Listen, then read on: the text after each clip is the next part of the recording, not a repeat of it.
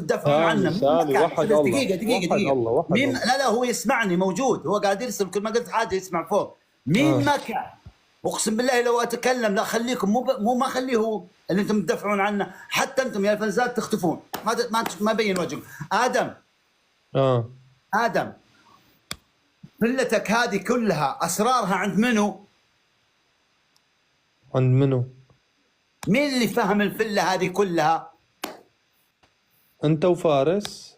يا خلاص يعطيك العافيه. فاقسم بالله العظيم اطلع اتكلم ورب المصحف ما اخلي اللي كان عندكم يسوى يصير ما يسوى ريال. هذا انا اقول لكم، فخلونا ساكتين، احنا حبايب وقاعد اسولف مع لا ثاني مره. اسمعني دقيقه، على قولة العراق ثاني مره والله بالقندره، على قولة العراقيين ثاني مره والله بالقندره. يلا انتهى الموضوع. وعقولة الاخ العراقي هم المشكله هم يعرفون انا ما عندي كبير ولا عندي خطوط حمراء، لا عندي كبير ولا عندي خطوط حمراء، عندي كبير واحد هو الله سبحانه وتعالى ونعم بالله.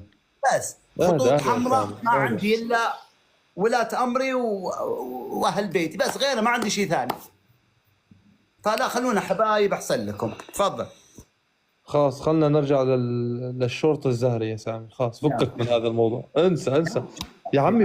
ما تضايق حالك سامي. لا انا مو مضايق، انا بس انا شوف ادم انا والله مو مضايق حالي زين، لكن سبحان الله يوم تيجي تسولف مع الناس في ادب يحسبونك خايف، فهذه الناس ما ينفع معاها الادب، ارميها بالنعود والله بالنعود. سامي من وراء الهاتف قاعدين يتكلموا. لا وانا من وين يا ادم؟ انا يعني من داخل الهاتف وانا برضه من وراء الهاتف. لا فكك منهم يا عمي، مراهقين. فكك منهم. يلا طمنا شو عيش يا سامي. دي نرجع. يسلم على الهدية، يعطيك العافية. شكرا على الهدية. جتني هدية روقت. الضبضب ترى الهدية مش إلك، ارجع ازعل. جابوا لي السيارة قالوا لي اسكت خاف اروح العب فيها شوي.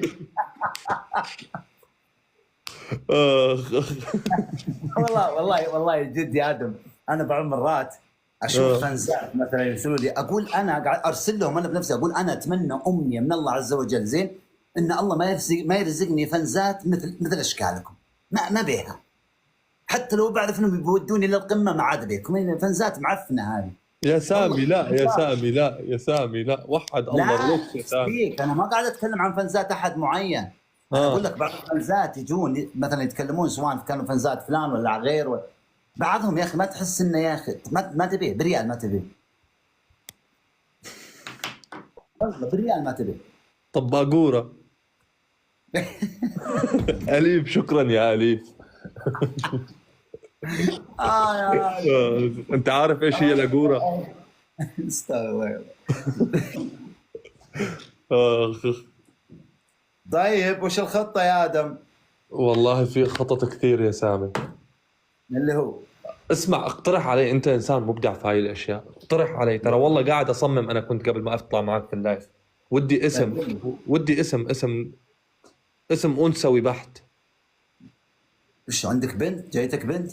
يا عمي مش جايتني بنت، مش بجهز مفاجأة للصبايا، فودي اسميها فودي اسم انثوي بحت، اسميه اسم تركي بقدر. عندك ايش؟ مش خاطر في بالي. دقيقة عندك ايش؟ مفاجأة للصبايا اللي عندي المتابعات. حلو. فودي اسمي هذا الاشي اسم بنت او اسم انثوي. انت شكلك تراقب البث حقي، ولا انك في عندك جواسيس في الجروب عندي كثير.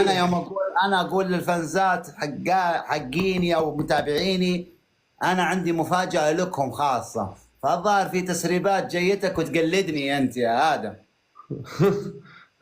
انت الاصل يا سامي واحنا التقليد يا سامي. كشفناه. لا يا سامي مفاجأتي غير مفاجأتك كليا.